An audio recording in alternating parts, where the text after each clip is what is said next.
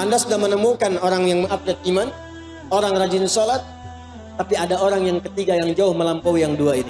Sudah imannya bagus, sholatnya rajin, yang ketiga dia gemar berbagi. Alladzina yu'minuna bil ghaibi wa yuqimuna as-salata wa mimma razaqnahum, gemar berbagi. Disebutkan bahkan di Quran surah ketiga ayat 134 menyifati ciri takwanya, bahkan berbaginya nggak tanggung-tanggung, nggak ngitung-ngitung. Bukan saat ada berbagi, saat sempit pun dia meninggalkan Anda, bukan.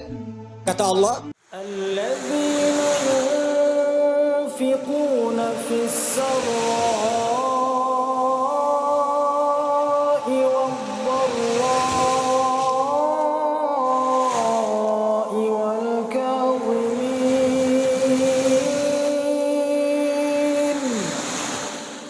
wal kadhimin al-ghayza wal-'afina 'anil nas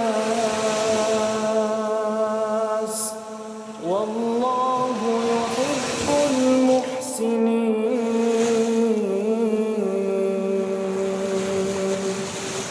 Kalau Anda menemukan teman seperti ini, maka dia punya kriteria yang mengungguli dua yang pertama.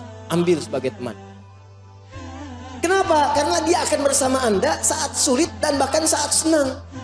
Ada teman kalau Anda senang, dia datang. Anda sulit, dia pergi. Dan banyak yang sekarang begitu. Tapi kalau Anda menemukan yang seperti ini, sudah rajin sholat, iman bagus, senang berbagi. Akhi mau kemana? Saya ke Majlis Ta'lim saja. Mau kemana pakai Grab? Ana yang bayarin. Ada pembagian buku tuh, sana dijual. Tenang aja, ana ada rezeki. Besok kemana kita? Aduh, nah nggak ada nih, tapi kayaknya kita bisa minta petunjuk, bisa minta petunjuk. Anda bayangkan dalam keadaan sempit pun dia ngasih referensi. Itu teman luar biasa. Ini kisahnya banyak, Pak. Jadi ada 2-3 orang sahabat. Ini kisah orang-orang soleh, salafus soleh di masa lalu. Ini menarik ini.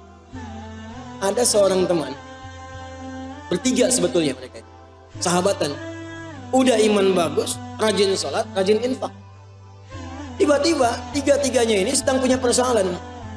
Satu orang punya uang, kalau kita 1 juta lah misalnya itu, dipakai untuk kebutuhan dia. Tiba-tiba temannya datang, si A, yang B yang punya.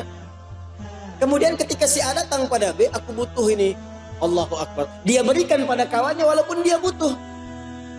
Ternyata apa yang terjadi? Si A ini mengambil kemudian uangnya, ya tanpa disadari datang si C kepada si A. Aku butuh nih katanya. Ya, A pinjam ke B. A sudah dapat, si C datang ke si A tanpa tahu ke si B, ke si A dulu.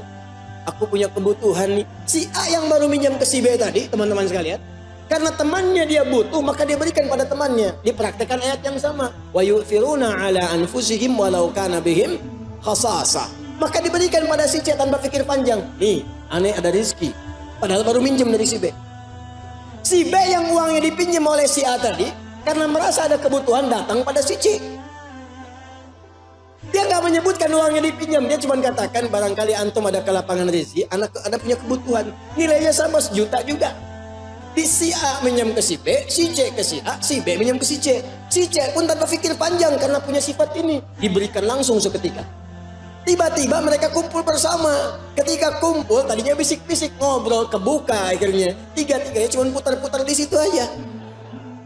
Akhirnya tiga-tiganya hanya tertawa. Kemudian mereka bagi sesuai kadar kebutuhan masing-masing. Bagi 3 pada akhirnya. Kawan tuh begitu. Bahkan ada di antara mereka yang tak terlukiskan kisahnya. Sampai menjelang sakaratul maut tuh masih berbagi. Haus, haus, haus ini. Teman kita haus, berikan minum. Begitu akan diberikan kawan saya dulu yang gitu. Diberikan pada dia dulu. Sampai putar-putar. Begitu akan diberikan pada yang pertama sudah meninggal. Syahid. Yang kedua syahid. Ketiga syahid. Semuanya syahid tanpa ada yang menangguk minuman di antara mereka. Demi untuk kerabatnya. Kemana mukmin satu dan yang lain saling menguatkan bagai bangunan? Kemana mukmin satu yang lain bagaikan satu tubuh? Kalau satu mengeluh yang lain merasakan. Mana buktinya? Satu dikasih banjir, yang lain video. Ada kebanjiran. Apa yang Anda kerjakan? Bahkan yang menarik sekarang, tetangga kebanjiran, yang satu mancing. Banjir ya Pak? Di mana? Anda menambahkan sesuatu yang hebat pada yang kecil pun mau Anda temukan. Maka jadi bagian dari itu.